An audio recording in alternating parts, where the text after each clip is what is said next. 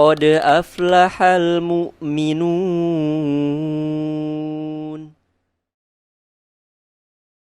Oke, lanjut ya teman-teman ya. Di sini ada pertanyaan kedua. Wow, menarik juga nih. Sebut aja ini juga kita nggak sebutin namanya, dari Mr. X ya, atau dari Ahi X gitu ya. Pertanyaannya adalah gini. Assalamualaikum kak, keluarga saya sering meminta penyembuhan kepada Ustadz. Namun saat saya lihat pengobatannya dan juga lihat karakter Ustadznya, cara penyembuhannya aneh kak. Dan lebih seperti seorang dukun. Bagaimana cara saya memperingati keluarga saya kalau itu bukan Ustadz namun dukun? Saya khawatir keluarga saya terjerumus dosa besar. Oh, jadi gini kak. Jadi si Mr. X ini keluarganya itu suka melakukan penyembuhan ke Ustadz katanya. Cuman dari cara penglihatan si anaknya ini nih, cara penyembuhan itu nggak seperti Ustadz kak, tapi melainkan seperti dukun. Mungkin bisa jadi ada sesajen. Bisa jadi karena ada sesajen. Terus juga kalau dari pengalaman pribadi saya ya, yang pertama tuh saat kita datang nih, wah, kedoknya udah ustad ya. Udah ustad ya? Iya, memang terkadang Pakai koko, pakai peci, pakai jubah kan. pakai jubah. Warnanya hitam jubahnya.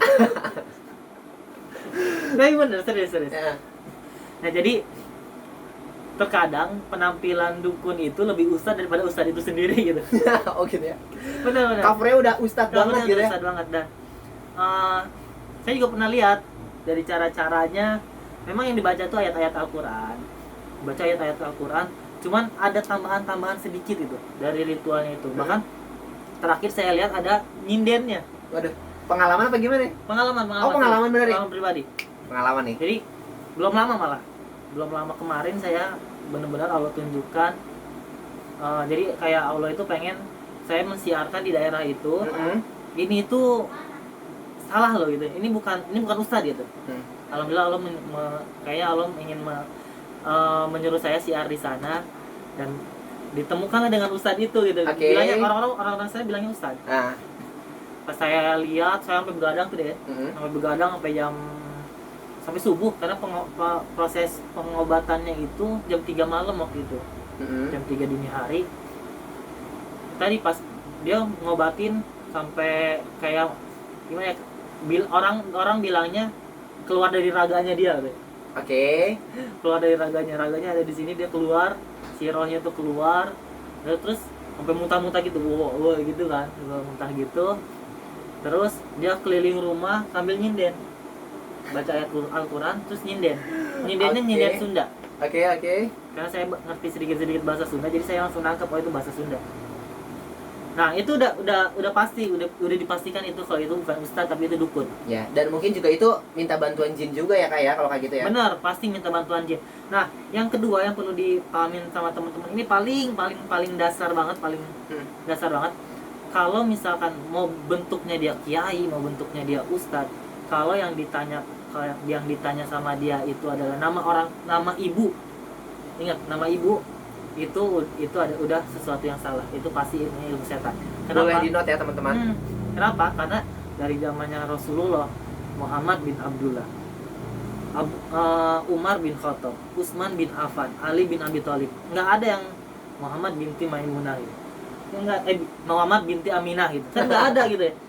Dari Khalid bin Walid, nggak ada yang binti ke ibunya gitu. Nah, dari situ udah ada yang salah, dari segi hukum syariatnya aja udah ada yang salah. Dan ternyata kalau misalkan sesuatu ada yang di luar hukum syariat, pasti itu ada hal yang tidak benar gitu. Betul. Contohnya ini kan dia nanya binnya ke ibu kan. Binti berarti ya. Binti.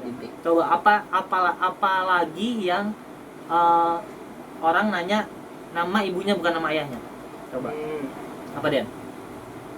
Bank asuransi. Pasti yang ditanya nama ibu. Nah, betul. Bukan nama ayah. Betul. Nah, itu udah ada penyelewengan atau penyimpangan dari hukum syariat. Betul. Nah, iya benar. Nah, dan ternyata setelah kita amati apa? Ada riba di dalamnya, ada goror di dalamnya. Sumpah ya teman-teman, ini saya juga baru tahu nih. Betul. Saya juga baru terlintas nih pas Karas tuh bilang gini, saya juga langsung, oh iya berhubung ya, tek gitu loh. Dan masuk akal. Ya, itu sih kalau dari segi ininya ya. Tadi dulu Karsen nih. Ini pure dari pertanyaan dari saya pribadi nih Kak. Kan dia tadi minta pengobatannya ke ke dukun berkedok ustad nih Kak. Ya. Tapi nih biasanya orang yang berobati ini sembuh nih Kak. Sembuh nih. Itu Nah. gimana nih Kak nih? Jadi kebetulan memang kami dari praktisi ruqyah juga, kebetulan memang saya kan berguru sama ustadz-ustadz yang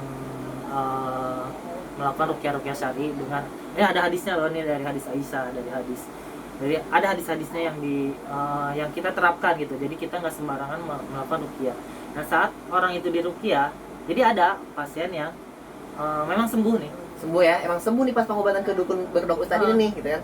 Hanya saja jangka panjangnya efeknya itu bakal buruk. Ada dua efeknya. Yang pertama efek dari segi keimanannya dia rusak. Dia percaya sembuh nih datang ke dukun ini gitu. Yang kedua efeknya adalah efek jangka panjang. Tubuhnya itu nggak benar-benar sembuh, tapi emang dia tetap masih berpenyakit, hanya nggak terasa. Tapi sekalinya dia sakit itu langsung fatal. Fatal ya. Tetap karena bantuan jin itulah kayak. Kenapa saya bilang bantuan jin? Jadi bukan kalau orang banyak yang bilang jin, mengusir jin dengan jin. Kalau dari pengalaman pribadi saya itu bukan mengusir jin dengan jin, tapi kong-kali-kongan antara jin satu dengan jin yang lainnya. Contohnya gini, setiap orang melakukan santet itu pasti menaruh buhul di rumah itu gitu. Apa tuh buhul? Buhul itu kayak semacam benda jimat lah, atau benda-benda lah ya, yang ditanam di rumah atau di mana gitu, untuk menyakiti orang itu. Nah, si dukun satu ini, misalkan dukun berkedok ustad ini, dia nemuin nih. Nah, biasanya si buhul ini tuh nggak dimusnahkan. Karena kalau dimusnahkan, jin yang satunya yang kong-kali-kongan sama dia ini akan musnah kan. Ini enggak. Ini udah dibuang aja kemana gitu. Ini sembuh tapi jinnya nggak musnah. Gitu. Dan bisa berpotensi untuk balik lagi. Beda dengan praktisi ruqyah yang dimana buhulnya itu diruqyah lagi terus dibakar. Oke. Bisa di note ya teman-teman di rumah ya.